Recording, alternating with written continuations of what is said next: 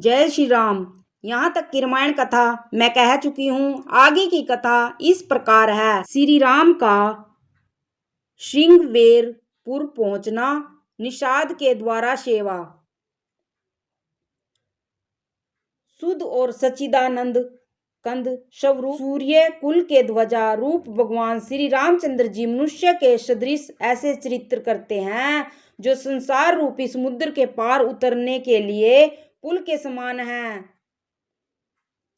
जब निषाद राज गुहू ने यह खबर पाई तब आनंदित होकर उसने अपने प्रियजनों और भाई बंधुओं को बुला लिया और भेंट देने के लिए फल फूल लेकर और उन्हें भारों में भरकर मिलने के लिए चला। उसके हृदय में हर्ष का पार नहीं था। दंडवत करके भेंट सामने रखकर वह अत्यंत प्रेम से प्रभु को देखने लगा। श्री रघुनाथ जी ने स्वाभाविक स्नेह के वश होकर उसे अपने पास बैठाकर कुशल पूछी। निषाद राज ने उत्तर दिया, हे नाथ, आपके चरण कमल के दर्शन से ही कुशल है।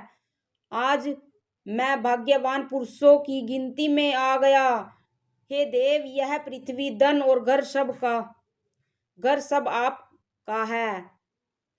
मैं तो परिवार सहित आपका नीच सेवक हूँ।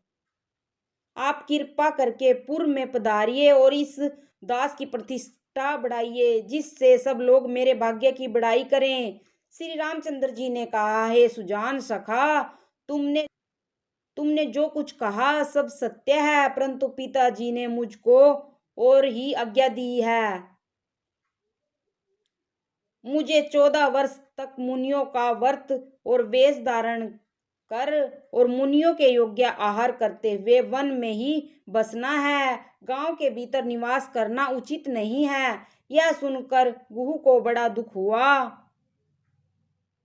श्री राम जी, लक्ष्मण जी और सीता जी के रूप को देखकर गांव के स्त्री पुरुष प्रेम के साथ चर्चा करते हैं। हे सखी, कहो तो वे माता पिता कैसे हैं जिन्होंने ऐसे बालकों को वन में भेज दिया है। कोई एक कहते हैं, राजा ने अच्छा ही किया, इसी बहाने हमें भी ब्रह्मा ने नेत्रों का लाभ दिया। तब निषाद राज ने हृदय में अनुमान किया तो अशोक के पेड़ को मनोहर समझा। उसने श्री रघुनाथ जी को ले जाकर वह स्थान दिखाया। श्री रामचंद्र जी ने कहा कि यह सब प्रकार से सुंदर है। पूर्ववासी लोग जोहार करके अपने अपने घर लौटे और श्री रामचंद्र जी संध्या करने पधारे। गुहू ने कुश और कोमल पत्तों की कोमल और सुंदर साथरी सजाकर बिछा दी और पवित्र मीठे और कोमल देखकर दोनों में भर भर कर फल फूल और पानी रख दिया। सीता जी, सुमंत्र जी और भाई लक्ष्मण जी सहित कंदमूल फल खाकर रघुकुल मणि श्री रामचंद्र जी लेट गए। भाई लक्ष्मण जी उनके पैर दबाने लगे। फिर प्रभु श्री रामचंद्र जी सोते जानकर लक्ष्मण जी उठे और कोमल वाणी से मंत्री सुमंत्र जी को सोने के लिए कहकर वहां से कुछ दूर पर धनुष बाण से सजकर विरासन से बैठकर जागने लगे।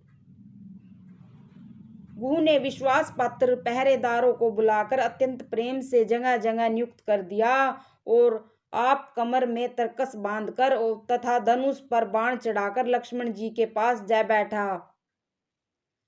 प्रभु को जमीन पर सोते देखकर प्रेमवश निषाद राज के हृदय में विषाद आया और उसका शरीर पुलकित हो गया और नेत्रों से जल बहाने लगा। वह प्रेम सहित लक्ष्मण जी से वचन कहने लगा। महाराज दशरथ जी का महल तो स्वभाव से ही सुंदर है। इंद्र भवन भी जिसकी समानता नहीं पा सकता। उसमें सुंदर मणियों के रचे चौबारे हैं जिन्हें मानो रति के पति कामदेव ने अपने ही हाथों से सजा कर बनाया है।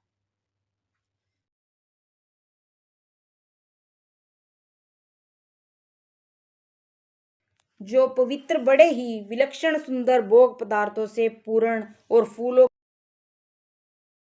फूलों की सुगंध से सुवासित हैं, जहाँ सुंदर पलंग और मणियों के दीपक हैं तथा सब प्रकार का पूरा आराम है, जहाँ अनेक वस्त्र, तकिए और गद्दे हैं जो दूध के फेन के समान कोमल, निर्मल और सुंदर हैं। वहाँ श्री सीता जी और श्री रामचंद्र जी रात को सोया करते थे और अपनी शोभा से रति और कामदेव के गर्व को हरण करते थे।